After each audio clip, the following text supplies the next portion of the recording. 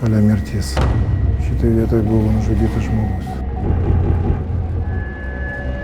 Būtent tame kampe ir mirė ta mergina. Jaučiausi kaip karste iš tikrųjų.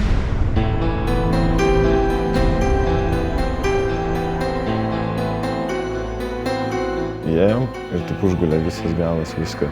Pradeda spausti smegenis, pradeda sunkėti kojos. Ir galvoju, Dieve, kur aš atėjau. Nelaikykite. Nuleiskite manęs, paleiskite. Girdėt garsą? O tu šūdo gabalį. Ir galbūt tas nelaimingos merginos kančia, visas tas jos skausmas ten ir liko. Jeigu klausimas yra, ar nėra vaiduoklio, tada manau, kad yra.